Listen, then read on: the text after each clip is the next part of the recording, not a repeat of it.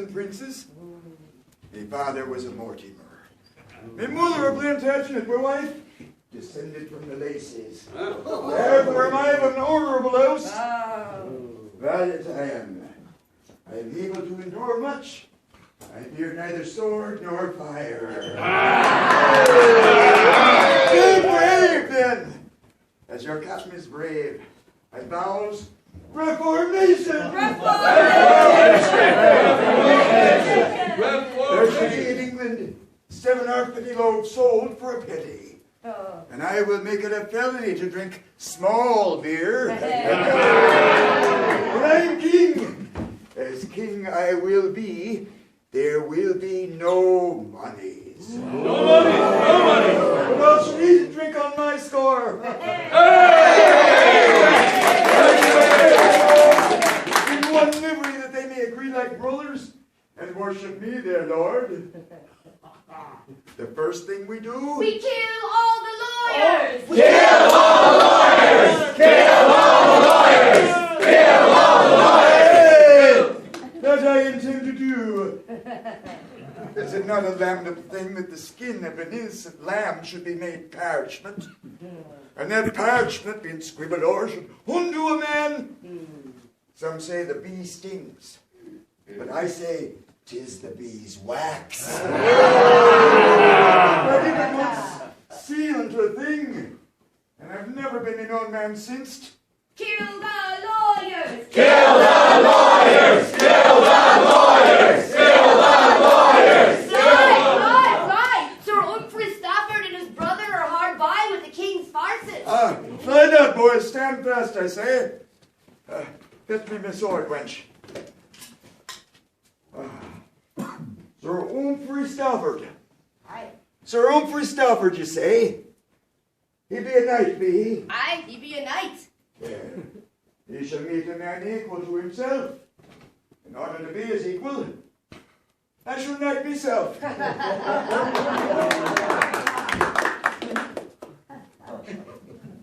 Arise, Sir John Mortimer. Sir John Mortimer! Sir John Mortimer! Sir John Mortimer! Kill Sir Humphrey! Kill Sir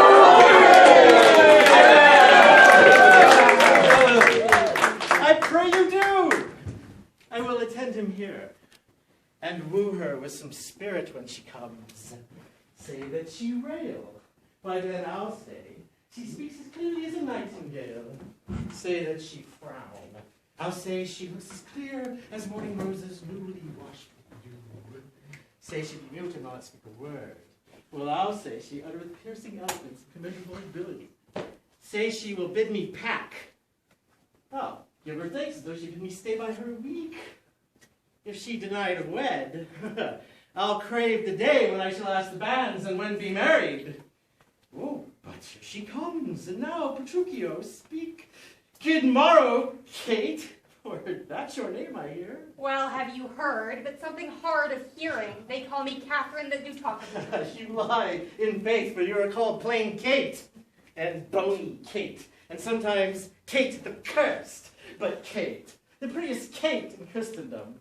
Kate of Kate Hall, my super dainty Kate, for all dainties are Kate, and therefore, Kate, take this of me, Kate of my consolation. Hearing thy mildness praised in every town, thy virtue spoke of, and thy beauty sounded, yet not so deeply as to thee belongs. Myself am moved to woo thee for my wife. Moved in good time. Let him who moved you hither remove you hence. I knew you at first. You were movable.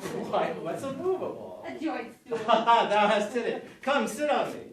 Asses are made to bear, and so are you. Women are made to bear, and so are you. No such jade as you of me, you mean. Oh, alas, good Kate, I will not burden thee, for knowing thee to be but young and light. Too light for such a swain as you to catch, and yet as heavy as my weight should be.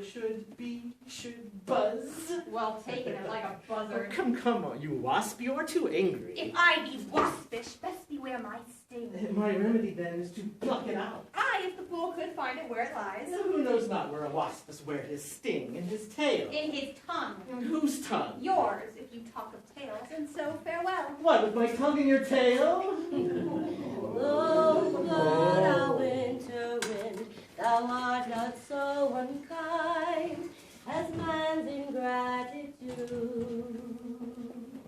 Thy tooth is not so keen, because thou art not seen, although thy breath be rude. All the world's a stage, and all the men and women merely players. They have their exits and their entrances, and one man in his time plays many roles. His acts being 7 ages. At first, the infant, mewling and puking in the nurse's arms. Good luck. What have we here? Babe. A very pretty babe. A boy or a child? I wonder. A pretty one, a very pretty one. Sure, some scapegoat and not bookish. Yet I read waiting gentlewoman in escape. This has been some stair work, some trunk work, some behind the door work. They were warmer they got this than this thing is here. I'll take it up with pity. Yet I'll tarry for my son now. He'll lose, but even now. Whoa! Ho! Hoa!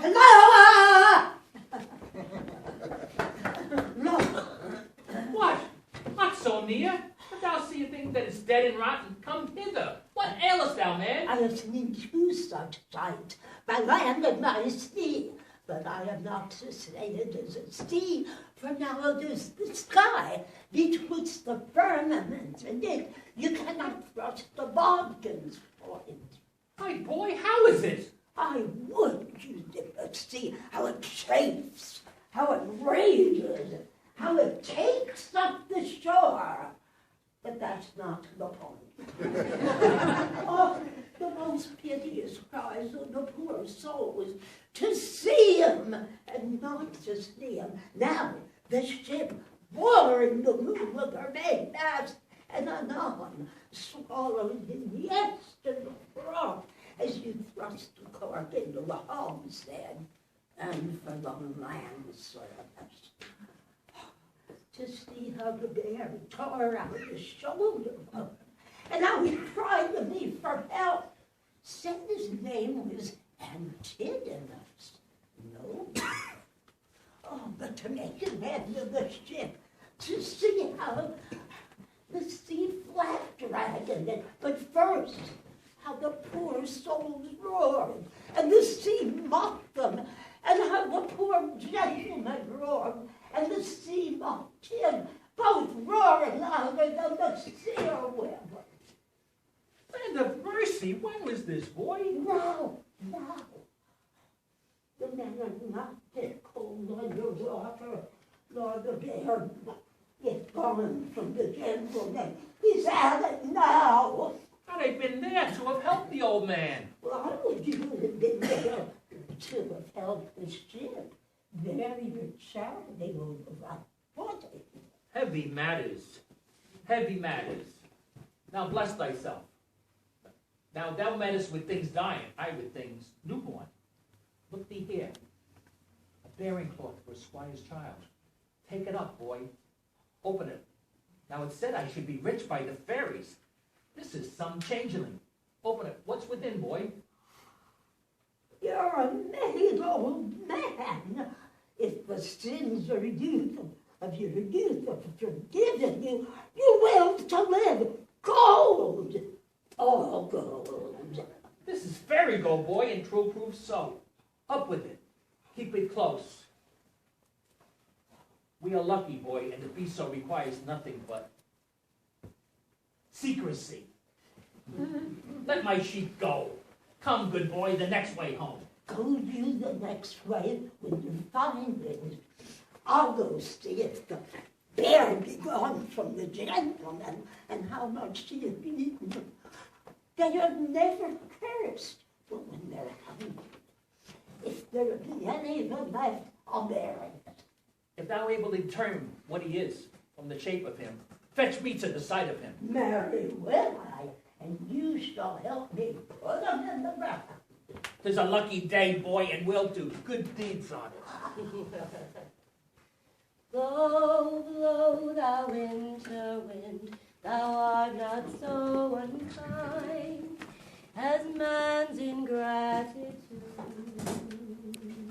then the whining schoolboy with his satchel and shiny morning face, creeping like snail, unwilling to school. There is a willow, grows askant a brook, that shows his hoar leaves in the glassy stream. Therewith fantastic garlands did she make, of crowflowers, daisies, nettles, and long purples, that our rougher sailors call a cruder name, but our cold maids do dead men's fingers call them. There on the pendant bough her crowned weeds clamoring to hang, an envious sliver broke, when down her weedy trophies and herself fell in the weeping brook. How now, Ophelia? My lord, What is the matter? I have been so affrighted. With what, in the name of God?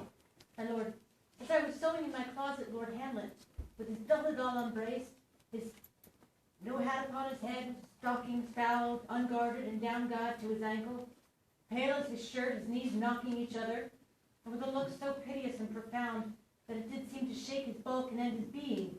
With this he comes before me. Mad for thy love. My lord, I do not know, but truly I do fear it. What said he? He took me by the wrist and held me hard. Then goes he to the length of all his arm, and with his other hand thus o'er his brow, he falls to such perusal of my face that he would draw it. Long stayed he so. At last a little shaking of mine arm, and thrice his head thus waving up and down, he falls to such piteous and profound that it did seem to shake his bulk and end his being.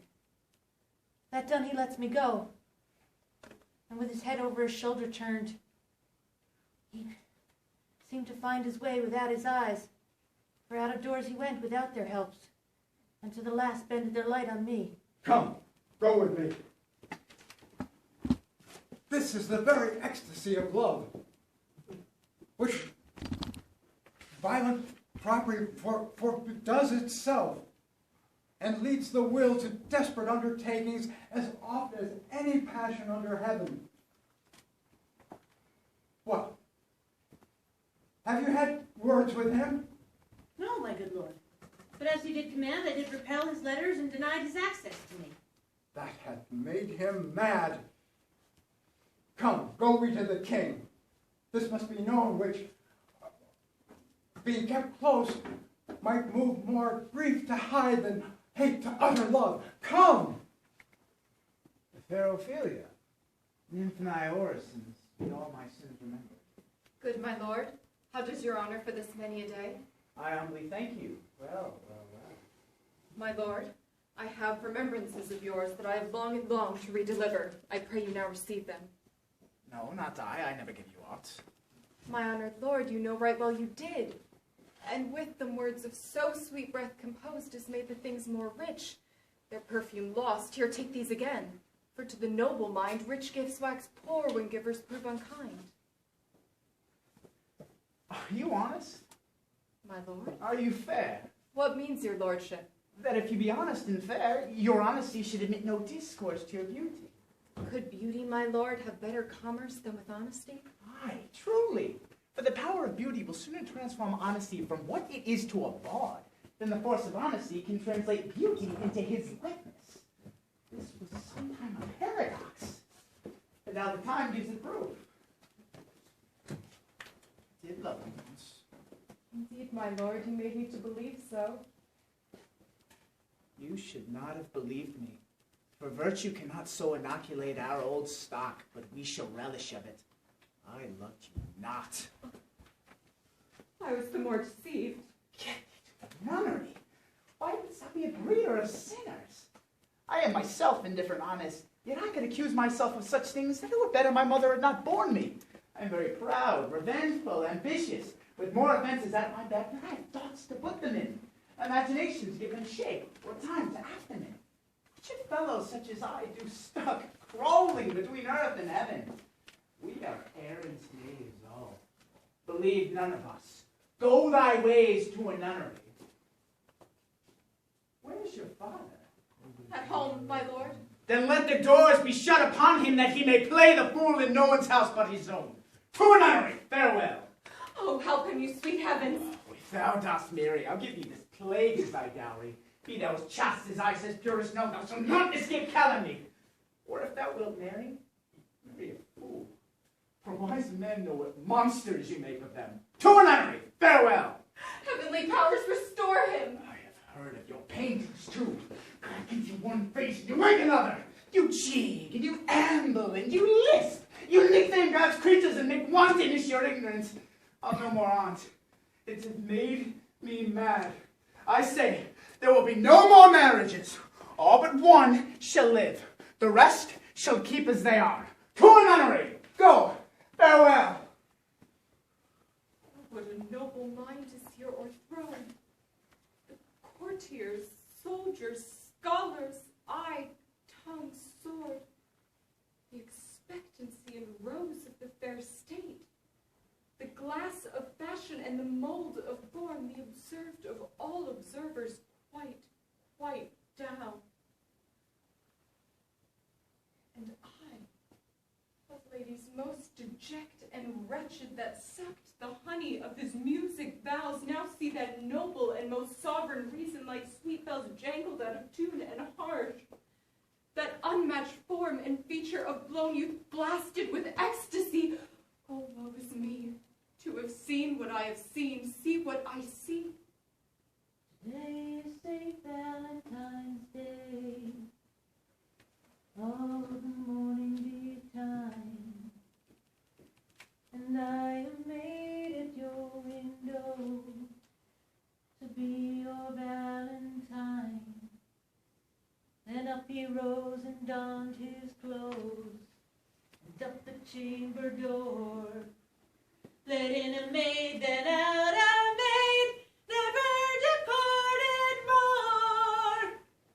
By Jis and by Saint Charity, alack and fight for shame. Young men will do it if they come to it.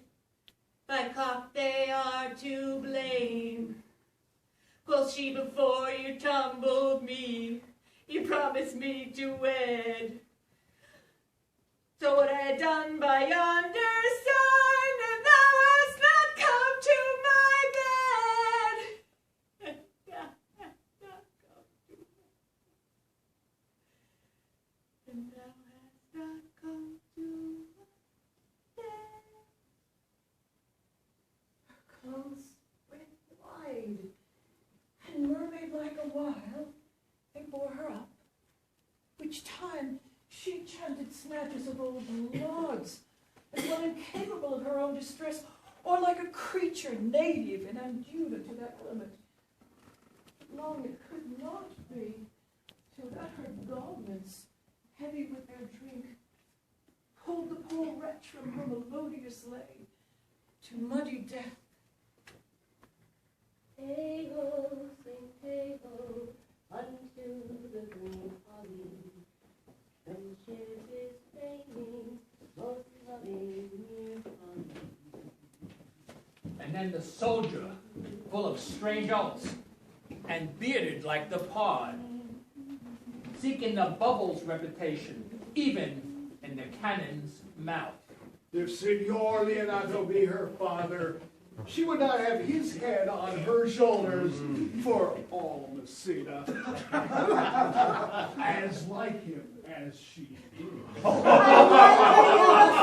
Talking, Signor Benedict, nobody marks you. What, my dear Lady Disdain, are you yet living? Is it possible that Disdain should die when she has such meat food to feed her? Benedict, courtesy itself must convert to disdain when you come in her presence. Then is courtesy a turncoat, but it is certain I am loved of all the ladies. Only you excepted. And would I could find in my heart that I am not hard of heart, for surely I love none.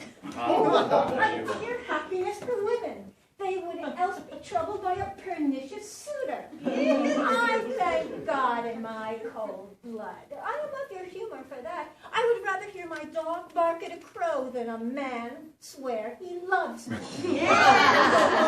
God, keep her ladyship in that same mind so some gentleman or another escape the predestined scratched face. Scratching would not make it worse, and 'twere such a face as yours would. Well, you are a fine parrot teacher. A bird of my tongue is better than a beast of yours. Would that my tongue, my horse had the speed of your tongue, and so good a continuer. But be where you are. In God's name, I have done. You always know Jane's trick. I know you of old. Yeah. Oh, thou winter wind, thou art not so unkind as men in gratitude. And then the justice and fair round belly with good cape on line, with eye severe and beard of formal cut, full of wise saws and modern instances, and so he plays his part. Thou sayest, I owe God a debt? It is not due yet. I'd be loath to pay him before his day. Why be I so forward with him that calls not on me? 'Tis no matter. Honor pricks me on. How if honor prick me off when I come on? How then? Can honor set to an arm? No. Or a leg? No. Or take away the grief of a wound? No. Honor hath no skill in surgery then. No. What is honor? A word. What's in that word honor? Air. A trim reckoning. Who hath it? He that died on Wednesday. Doth he feel it? No. Doth he hear it? No. It isn't sensible then. Aye, to the dead. But will it live with the living? No. Why? Distraction will not suffer it. Therefore, I'll none of it. Honor is a mere escutcheon.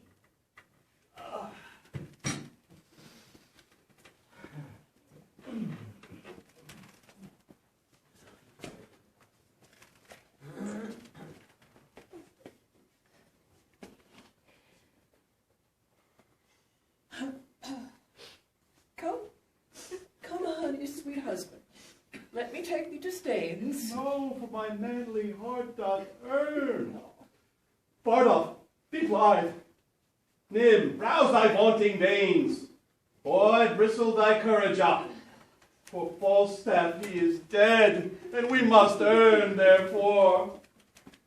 If I was with him, wheresoe'er he is, either heaven or hell. No, he is not in hell. He is in Arthur's bosom. If any man ever went to Arthur's bosom, he went away and made a finer end than any have been a Christum child. He parted even between the hours of 12 and 1, even as the tide turned. But after I saw him play with the sheets and play with flowers and look on his fingers' ends, I knew there was but one way. But his nose was sharp as a pen, and